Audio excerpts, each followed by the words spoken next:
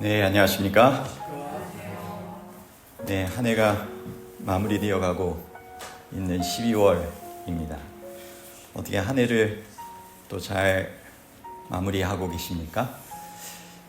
저는 오늘 하나님의 말씀을 또 읽고 하는 중에 이 디도서에 있는 말씀을 성경 통독상에서 읽게 되었고 그 디도서에 있는 말씀을 중심으로 이와 같은 하나님의 말씀을 증거하면 좋겠다라고 하는 생각을 갖게 되었습니다. 건강과 성장으로 하나님께 영광을 이라고 하는 이 제목의 말씀입니다. 이 디도서는 사도 바울이 영적인 그러한 동역자였던 이 디도에게 교회를 건강하게 하고 성장시키는 이 원리에 대해서 가르쳐주고 있는 내용이 있습니다. 그리고 그 내용을 이 세 가지로 지금 정리를 하고 있는데요. 오늘 그 내용을 하나하나 살펴보도록 하겠습니다. 무엇보다 우리 양평교회 모든 이 성도님들도 또 이 교회 구성원으로서 우리가 함께 건강하고 또 성장함으로 하나님께 영광 돌리는 삶을 더불어 잘 살아가실 수 있게 되기를 간절히 소망하면서 말씀을 전하도록 하겠습니다. 첫 번째는 믿음과 품성입니다. 이 교회의 성장, 교회의 영적 기초라고 하는 내용인데요. 디도서 1장 1절로부터 2절 말씀 가운데 보면 하나님의 종이요 예수 그리스도의 사도인 나 바울이 사도된 것은 하나님이 택하신 자들의 믿음과 경건함에 속한 진리의 지식과 영생의 소망을 위함이라 라고 되어 있습니다. 그래서 이 믿음이 성도의 구원의 출발점이 된다라고 하는 부분을 이야기를 하고 있습니다. 그래서 이 자신이 사도로 부름을 받은 목적을 설명을 하면서 믿음이 구원의 시작으로서 이 성도가 하나님과의 그러한 관계 가운데 들어가게 될 수 있도록 하나님께서 은혜 가운데 허락하여 주시는 이 선물이 바로 믿음이라고 하는 것을 이야기를 하고 있습니다. 그래서 이 디도서 2장 11절부터 12절에서도 모든 사람에게 구원을 주시는 하나님의 은혜가 나타나 우리를 양육하시되, 하나님의 은혜와 사랑을 우리가 정말 말씀을 통하여서 예수 그리스도의 삶을 통하여서 깨닫게 되고 감동으로서 받아들이게 될 때 그것이 생명의 씨가 우리의 마음 가운데 믿음으로써 이렇게 나타나게 되는 것을 보게 되는 것입니다. 마가복음 4장 28절에서도 이런 이 생명의 원리에 대해서 설명을 해주고 있죠. 그래서 땅이 스스로 열매를 맺되 처음에는 싹이요, 그리고 다음에는 이삭이요, 그 다음에는 이삭에 충실한 곡식이라, 이렇게 표현하고 있습니다. 그래서 이 땅이 스스로 열매를 맺는다라고 하는 표현 가운데 보면 이게 하나님의 성령의 역사를 통하여 하나님께서 분명히 그것이 잘 생명의 씨로 발하게 하시고 자라게 하시고 열매 맺게 하시는 분이 하나님이시라고 하는 것을, 그것이 하나님의 은혜와 또 능력, 성령의 역사라고 하는 것을 우리에게 알려주고 있는 것입니다. 우리의 마음이 밭이라고 하지 않습니까? 그래서 이 마태복음 13장에서도 그 밭의 그 비유 가운데 보면 이 생명의 씨는 동일한데 다 떨어지게 되는 그 종류가 다르죠. 길가가 있고 또 돌밭이 있고 가시밭이 있고 그 다음 옥토, 좋은 땅이 있습니다. 그런데 그런 이 마음을 주님께서 감동시켜 주시고 또 이렇게 준비시켜 주시는 그러한 것들은 하나님의 그러한 은혜와 그러한 성령의 감동이 있을 때 이와 같이 된다라고 하는 것입니다.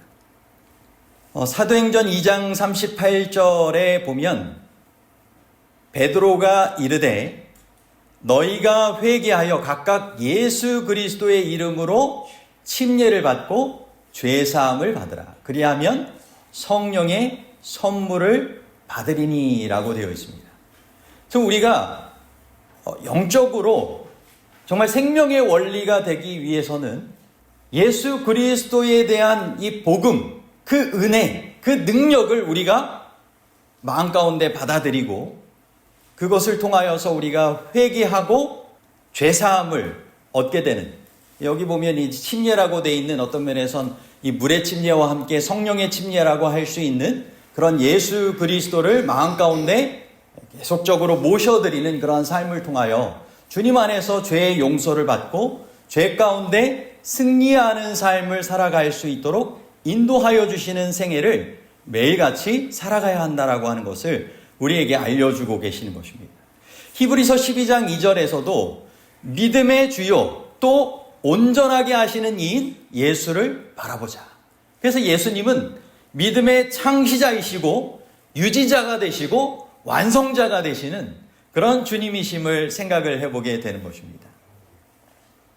초대교회에서도 이와 같은 이 예수 그리스도에 대하여 사도들을 통하여 소개를 받잖아요. 그분이 구원자가 되시고 정말 우리의 삶을 그렇게 믿음 가운데 하늘의 영원한 그런 생명의 삶으로 인도하여 주시는 구세주 예수 그리스도가 되신다라고 하는 사실을 그들이 깨닫게 되었을 때 그것을 믿음으로 그분의 원하시는 그런 품성의 삶을 통하여서 이와 같이 교회 안에서 함께 세워져 가게 되었던 그런 모습을 보게 되는 것입니다. 이 믿음이라고 하는 것이 이 품성하고 같이 연결되어서 이제 나오는 이 부분이 있는데 그것을 저는 이 루시퍼의 이야기를 통하여 한번 좀 생각을 해보게 되었습니다. 참된 믿음이라고 하는 게 무엇일까? 이것은 단지 지적인 그런 깨달음 이런 것뿐만이 아닐 것입니다. 그죠? 이 시대의 소망 435쪽에 보면 루시퍼가 원한 것은 하나님의 능력이었지 그분의 품성이 아니었다. 루시퍼는 그 하나님에 대해서 하나님의 아들에 대해서 그 능력을 원하기는 했지만 그분의 품성을 원하지는 않았던 것입니다. 그래서 뭔가 지식적으로는 알았지만 삶의 품성을 통하여서 그분을 닮아가기는 원하지 않았던 것이죠. 그래서 참된 믿음이라고 하는 것은 능력과 품성을 모두 받아들이고 닮아가며 증거하게 되는 이 관계적인 차원의 부분이라고 우리가 생각해 볼 수 있을 것 같습니다. 이 참된 믿음이라. 그래서 우리가 하나님을 믿는다고 하지만 정말 그것이 우리의 그 하나님의 품성을 온전히 정말 마음 가운데 감동으로 깨닫고 받아 누리고 정말 그 관계 속에서 계속적으로 살아가면서 그분의 품성을 닮아가는 모습으로 나타나지 않는다고 하면 그것은 이 참된 그분과의 살아있는 관계적인 믿음이 아니라고 생각해 볼 수 있는 것이죠. 부모와 자녀의 관계에서도 우리가 생각을 해볼 수 있습니다. 성장하면서 품성까지 신뢰하면서 전인격적인 이 부모님의 형상을 좀 닮아가는 모습을 보게 되지 않습니까? 처음에는 나에게 어떤 면에선 이 보호자가 되고 또 삶에 그렇게 도움이 되는 그러한 능력자로 또 생각해 볼 수 있지만 이 중요한 것은 변함없이 나를 신뢰하고 지지하고 책임져 주시고 도와주신다라고 하는 그런 부모님의 그러한 품성에 대해서 신뢰하게 될 때 참다운 그러한 이 성장과 인격적인 성장과 또 닮아가고 그것을 통하여 이 부모님께 기쁨이 되고 또 함께 정말 칭찬받는 그런 삶을 살아가게 되는 것이죠. 오늘 우리의 그런 신앙의 삶에 있어서도 하나님을 우리의 정말 영적인 그러한 부모님처럼 우리가 그분의 품성에 대해서 정말 감동받고 신뢰하며 그분과의 참된 관계 가운데서 참된 믿음으로 그분의 정말 품성을 받아들이고 닮아가는 그러한 참된 믿음의 삶이 되시기를 바랍니다.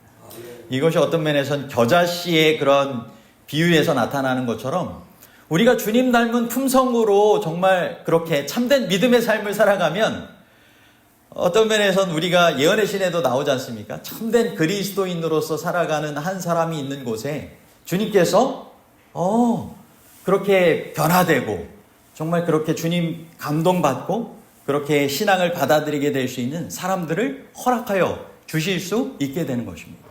그래서 이 겨자씨만한 그 믿음이 참된 믿음이라면 그것이 큰 나무로 자라나서 많은 새들이 깃들이고 그렇게 그 거목으로서의 역할을 감당하게 하는 것처럼 우리의 믿음이 주님 닮은 품성으로서 그렇게 올바르게 세워져 가게 될 수 있게 되기를 간절히 바라고, 이 교회의 영적인 기초도 이런 믿음과 품성의 면에 있어서 잘 기초가 세워지는 그러한 교회의 삶이 되시기를 간절히 소망해 봅니다. 이 두 번째는 바른 교훈과 행동이라고 하는 것입니다. 기초가 이렇게 있지만 그것이 어떤 면에선 이 씨가 이렇게 뿌려진 걸로 생각을 해볼 수 있어요. 영적인 농사를 생각을 하면. 근데 이것이 열매 맺기까지는 어떻게 금방 됩니까? 많은 과정이 정말 필요하지 않습니까? 그래서 이게 굳건하게 세워져 가는 그런 과정이 필요하다라고 하는 것입니다. 열매 맺기까지. 신앙의 삶에 있어서도 참 우리가 이 알곡으로 걷어지기 위하여 계속적인 신앙의 삶을 연단하면서 이렇게 살아가고 있지 않습니까? 그 모든 과정 가운데 필요되는 것이 바른 교훈과 행동의 모습이라고 하는 것입니다. 여기 바울이 디도에게 이제 그레데 섬에 남겨두게 되는 그런 장면이 5절에도 이렇게 나오게 됩니다. 내가 너를 그레데에 남겨둔 이유는 이렇게 표현하면서 12절에 표현하기를, 그레데인 중에 어떤 선지자가 말하되 그레데인들은 항상 거짓말쟁이며 악한 짐승이며 배만 위하는 게으름 맹이라. 그러니까 디도가 사역하던 이 그레데라고 하는 섬이 세상의 거짓 교훈과 부패가 만연했던 그런 장소로 볼 수 있는 것입니다. 그러한 가운데서도 참된 믿음의 씨가 뿌려졌는데 그것이 계속 잘 자라나게 될 수 있도록 무엇이 필요되는 거예요? 여기 바른 교훈과 그런 참된 모본의 행동이 필요하다라고, 그것이 굳건히 영적인 그러한 교회가 또 성도들이 세워져 가는 데 있어서 꼭 필요한 거라고 강조하여 설명하고 있는 것입니다. 그래서 디도서 2장 1절에 보면 오직 너는 바른 교훈에 합당한 것을 말하여 라고 이야기하고 있고, 디도서 2장 7절로부터 8절 가운데 보면 범사에 내 자신이 선한 일에 본을 보이며 교훈과 부패하지 아니함과 단정함과 책망할 것이 없는 바른 말을 하게 하라. 그래서 오늘 우리의 그러한 이 교회 안의 모습이 이런 바른 교훈과 이런 모본적인 그런 바른 행동이 있어야 함을, 그럴 때 교회가 든든하게 굳건히 세워져 가고 성도들의 신앙이 흔들림 없이 굳건히 세워져 갈 수 있다라고 하는 것을 강조하여서 설명하고 있는 것입니다. 오늘날 우리의 삶에 있어서도 주님께서 굳건히 주님 안에서 세워져 가는 든든한 그러한 주님께서 신뢰하고 또 주님의 사역을 정말 함께 믿고 맡기고 동역할 수 있는 제자가 되라고 말씀하시죠. 요한복음 8장 31절로부터 32절 말씀 가운데 보면 너희가 내 말에 거하면 참으로 내 제자가 되고 진리가 너희를 자유롭게 하리라. 진리를 알지니 진리가 너희를 자유롭게 하리라. 그래서 주님의 이 말씀, 그 진리 가운데서 이 거하게 되는 그런 삶을 통하여서 제자가 되고 그것을 통하여 참된 자유와 승리를 경험하도록 초청하시는 것입니다. 주님의 말씀이 이제 거한다라고 하는 것은 어떤 면에서 우리가 말씀을 단지 듣고 읽고 하는 것으로 끝나는 것이 아니라 그것을 정말 묵상하고 정말 암송하고 그것이 삶 속에 실천되어질 수 있도록 적용하는 그런 삶을 이야기를 하는 것이죠. 그런 삶을 통하여서 우리가 주님의 제자로서 든든히 세워져 가고 또한 다른 이들에게도 참된 그러한 든든히 세워질 수 있는 그러한 바른 교훈과 모본적인 행동으로서의 그러한 선한 그러한 생명의 영향력을 나눌 수 있다라고 우리에게 교훈하여 주시는 것입니다. 디모데후서 3장 16절로부터 17절 말씀 가운데도 우리에게 이렇게 바른 교훈인 하나님의 성령의 감동으로 된 말씀을 우리에게 이와 같이 필요하다라고 알려주고 계시는데요. 디모데후서 3장 16절로부터 17절입니다. 모든 성경은 하나님의 감동으로 된 것으로 교훈과 책망과 바르게 함과 의로 교육하기에 유익하니 이는 하나님의 사람으로 온전하게 하며 모든 선한 일을 행할 능력을 갖추게 하려 함이라. 여러분, 저희가 정말 주님 안에서 든든히 굳건히 세워져가는 성도의 삶이요 교회의 삶을 살아가게 되길 원한다면 정말 주의 성령의 감동을 통하여 전달되어지는 말씀으로 우리가 매일같이 새로워져야 할 필요가 있다라고 하는 것입니다. 우리가 예수님께서 우리에게 맡겨주신 그 마지막 지상명령이라고 할 수 있는 유언과도 같은 말씀 가운데 보면 마태복음 28장 20절에 침례를 주고 제자를 삼아 침례를 주고 내가 너희에게 분부한 모든 것을 가르쳐 지키게 하라 라고 교훈하고 계십니다. 그래서 정말 이 양육하는 데 있어서 그만큼 가르쳐 지키고 정말 훈련하고 하는 과정들이 필요하다라고 하는 것을 우리가 꼭 기억해야 되는 것이죠. 그래서 침례받은 이후에 이 초신자가 자라나는 일에 있어서 이와 같은 가르쳐지는 양육의 과정이 필요하고 새롭게 직임을 받은 그러한 또 신임 집사님이라든지 또 이와 같은 이 직분을 맡으신 분들도 이와 같이 잘 가르침을 받고 훈련을 받아서 그 직분을 잘 감당하게 되어지는 일들이 필요하다라고 하는 것입니다. 그래서 이 교회 안에 정말 주님께서 원하시는 바른 교훈과 바른 행동, 모본을 통하여 굳건히 세워져가는 일들이 정말 잘 이루어지게 되기를 간절히 소망합니다. 이것이 어떤 면에서 우리가 주님 안에서 제자로서 함께 더불어 살아가는 삶이라고 생각이 되는데요. 이것이 그 제자의 수레바퀴로 표현되어지는 하나의 도표입니다. 4가지가 나오는데 말씀과 기도와 순종과 전도의 삶입니다. 이것이 우리의 신앙이 주님의 제자로서 얼만큼 굳건히 세워져 가고 있는지를 점검해 볼 수 있고 그렇게 굳건하게 세워져 갈 수 있는 아주 중요한 요소라고 하는 것을 우리에게 소개를 해주고 있습니다. 여기 가장 수레바퀴의 핵심으로 등장하는 것이 이 성구 암송을 통하여서 말씀 대신 예수 그리스도께서 내 안에 거하시는 그런 예수님 중심의 삶이라고 하는 것입니다. 그렇게 될 때 그것이 어떤 요소들을 통하여 나타나냐면 첫 번째는 이 말씀 묵상 또 적용이 있는 그러한 말씀의 삶을 통하여서 가르침의 그러한 삶을 살게 한다라고 하는 것입니다. 그래서 말씀은 우리의 신앙의 기초이며 실천은 제자의 성장을 이루는 과정이 되면서 다른 이들을 가르치는 사역으로 그렇게 확장돼 나간다라고 하는 것입니다. 기도라고 하는 부분을 생각을 하면 기도는 하나님과의 관계를 유지하게 해주면서 타인을 위한 중보의 도구로 사용하게 된다라고 하는 것입니다.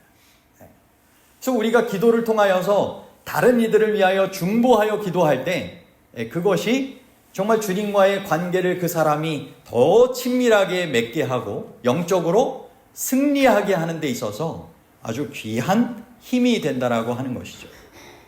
그래서 중보의 기도의 그러한 삶을 이렇게 살아가게 되는 것, 중재의 삶 생각해 볼 수 있고요. 순종이라고 하는 것은 모든 시간 관리를 포함하여서 하나님의 뜻을 따르는 행동을 나타내면서 이것은 다른 이들과 더불어 살아갈 때 그들을 권고하고 권면해주는 그런 삶으로 나타난다라고 하는 것입니다.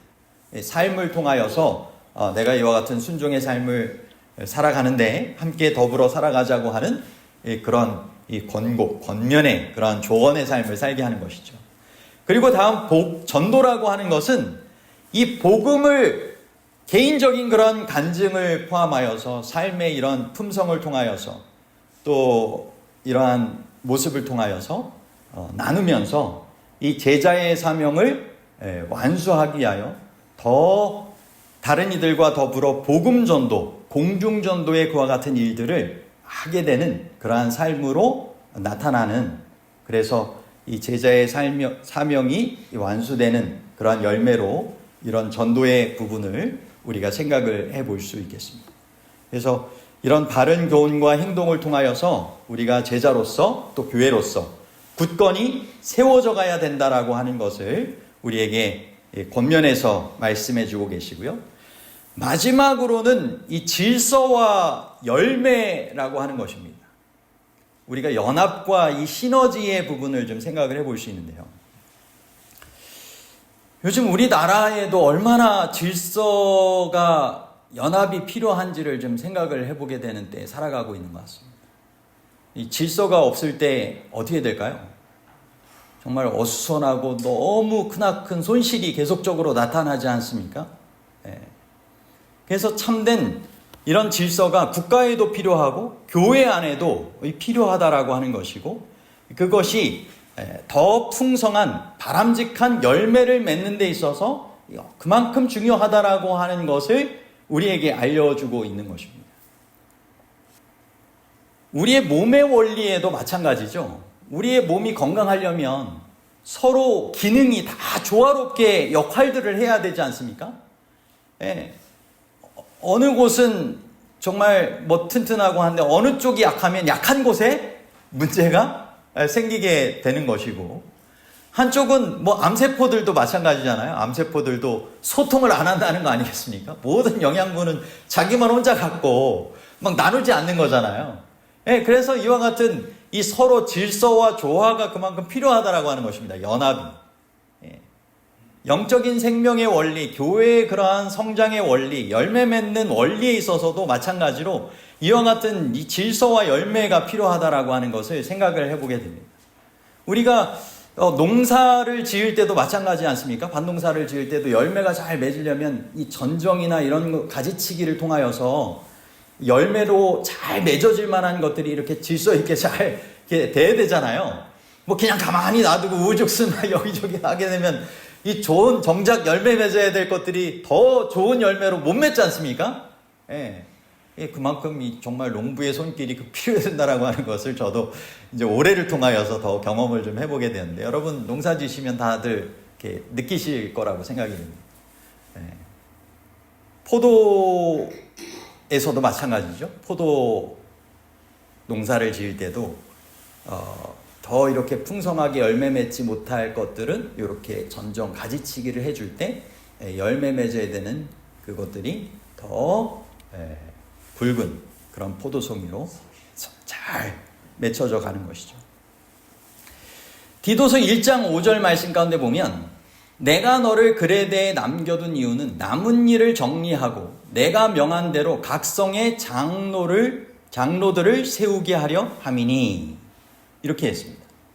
그래서 여기 장로들을 포함하여서 여러 역할을 맡은 그러한 이들을 잘 질서 있게 세움을 통하여서 교회가 함께 주님께서 원하시는 질서 있는 그러한 신앙의 공동체로서 연합하여서 하나님의 뜻을, 개인의 그런 뜻이 아니라 정말 참된 하나님의 뜻을 이뤄갈 수 있게 될 수 있도록 권면하셨던 것입니다. 디도서 2장 14절에도 보면, 모든 불법에서 우리를 속량하시고 우리를 깨끗하게 하사 선한 일을 열심히 하는 자기 백성이 되게 하려 하심이라. 우리가 주님께 정말 쓰임받는 정말 일꾼으로서 주님의 능력의 통로로, 축복의 통로로 쓰임받기 위해선 주님께서 머무시고 사용하실 수 있는 그러한 통로가 되어야 되지 않습니까? 그죠? 불순물이 정말 없는 깨끗한, 그죠? 주님을 온전하게 드러내고 주님께 영광 돌릴 수 있는 그러한 이 통로로서의 도구로서의 삶을 살아가야 되는 것입니다. 그래서 이 깨끗하게 되는 그러한 그릇은 주인에 따라서 각각의 역할에 따라 쓸모있게 쓰임받게 되는 것에 대해서 성경에서도 우리에게 권면해주고 있지 않습니까? 그래서 주님께서 원하시는 깨끗하게 되는, 거룩하게 되는 그러한 삶을 주님 안에서 살아갈 때 그렇게 준비되고 쓰임받을 수 있는 만큼 주님께서 귀하게 사용하시는 것입니다. 요한복음 15장 5절에서도 내 안에 거하면 많은 열매를 맺나니. 그래서 주님과의 연합과 주님 안에서의 이런 연합이 참되게 필요하다라고 하는 것을 우리에게 교훈하여 주고 계시는 것입니다. 고린도전서 14장 40절에 보면 모든 것을 품위 있게 하고 질서 있게 하라. 이제 교회 안에서 우리가 어떠한 삶을 살아가야 될지에 대해서 교훈하여 주시는 그런 말씀이죠. 하늘에도 분명히 질서가 있죠. 예. 하늘의 질서가 사단 때문에 이렇게 돼가지고 사단이 쫓겨난 것 아니겠습니까? 예. 모든 일에도 다 질서가 이제 필요하다라고 주님께서 말씀하시는 것이고, 또 그리고 함께 질서 있는 가운데 연합할 때 그만큼의 여러 혼자서는 할 수 없는 연합을 통하여 이루어질 수 있는 이런 시너지의 그런 놀라운 일들을 할 수 있다라고 표현하고 있는 것입니다. 사도행전 6장 3절 말씀 가운데 보면 형제들아 너희 가운데서 성령과 지혜가 충만하여 칭찬받는 사람 7을 택하라. 우리가 이 일을 그들에게 맡기고. 이 장면은 이 초대교회에 정말 개심하고 신앙을 받아들인 사람들이 참 많았는데 그 모든 사역을 이 사도된 이들이 다 감당할 수 없다 보니까 이제 그 구제하는 일, 봉사하는 일들을 위하여 성령과 지혜가 충만한 7 집사를 택하여서 그들에게 그 직분을 맡기게 되는 건 아니겠습니까? 그래서 이와 같은 이 역할들을 잘 함께 협력할 수 있는 그러한 직분자들, 그러한 지도자들을 세워서 함께 연합함으로 그 일의 시너지를 통하여서 참된 주님께서 원하시는 질서와 열매의 삶을 살아가라고 호소하시는 것입니다. 요한복음 17장 21절에도 우리에게 예수님의 마지막 중보의 기도를 알려주고 계시죠. 아버지여, 아버지께서 내 안에, 내가 아버지 안에 있는 것 같이. 이 참된 연합 아니겠습니까? 그죠? 참된 질서가 그 안에 있는 것이죠. 성삼위 하나님이 참 질서와 조화 가운데 그 역할을 하는 것 아니시겠습니까? 그죠?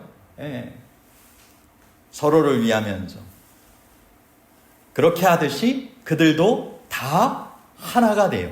우리 안에 있게 하사 세상으로 아버지께서 나를 보내신 것을 믿게 하옵소서. 여러분, 세상에 우리가 교회로서의 사명을 어떻게 감당할 수 있겠습니까? 하나님 안에서, 성삼위 하나님 안에서 우리가 하나로 연합함으로 그 일들을 이룰 수 있다라고 하는 것입니다. 우리가 연합하여 그와 같은 일들을 행할 때 정말 세상도 하나님께서 그들을 구원하길 원하시고 그들을 정말 사랑하신다라고 하는 것을 분명히 깨닫게 된다라고 하는 것입니다. 오늘 우리의 교회 안에 주님께서 원하시는 이런 참된 그러한 연합과 질서 있는 연합과 또 주님께서 원하시는 함께 더불어 주님 안에서 맺혀져가는 열매들이 점점 더 이렇게 있게 되고 성장의 감으로 있게 되고 더욱더 풍성한 그런 열매를 앞으로도 더욱 맺게 되기를 간절히 바랍니다. 그 일을 위해서는 개인적인 그런 헌신뿐만 아니라 개인의 헌신이 서로 간에 연합된 헌신으로 이루어질 때 훨씬 더 풍성한 열매를 맺을 수 있다라고 하는 것입니다. 혼자서는 할 수 없는 그 일을 함께 더불어 하면 할 수 있는 것 아니겠습니까? 그래서 하나님께서 그러한 경험을 갖게 하시기 위하여서 이 교회를 통하여 신앙의 삶을 더불어 살게 하시는 것이고, 소그룹을 통하여서 팀을 이루어가지고 함께 사역을 하게 하시는 것 아니겠습니까? 그렇습니다. 주님께서 우리에게 이런 서로 간에 그리스도를 머리로 모시고 지체로서 함께 받은 은사가 다르고 정말 서로 장점이 다르듯이 그렇게 다 다르지만 주님께서 그것들을 조화롭고 질서 있게 함께 연합하게 하심으로 더욱더 주님 안에서 맺기를 원하시는 풍성한 열매를 맺어가라고 호소하시는 것입니다. 저는 이 양평교회에서 앞으로의 그러한 신앙의 삶의 모습을 통하여 정말 주님께서 원하시는 이런 건강과 성장으로 하나님께 영광 돌리는 일들이 더욱더 풍성하게 잘 이루어져 가게 되기를 간절히 소망합니다. 믿음과 풍성을 통하여 교회의 기초를 든든히 세워가게 되길 바라고, 바른 교훈과 행동을 통하여 정말 하나님께서 원하시는 흔들림이 없는 굳건하게 세워져 가고 성장하게 되는 그러한 신앙의 삶이 되기를 간절히 바라고, 질서와 열매를 통하여서 더욱더 하나님께서 원하시는 연합과 시너지의 그러한 풍성한 열매로 하나님께 영광 돌려지게 되는 그러한 삶이 되기를 간절히 바랍니다. 그래서 우리의 열매가 정말 다른 이들에게도 나눠짐으로 생명의 양식을 제공할 수 있는 교회와 성도로서의 그러한 우리의 모습이 될 수 있도록 함께 기도하시며 잘 협력해 나가시게 되기를 간절히 소망합니다. 아멘.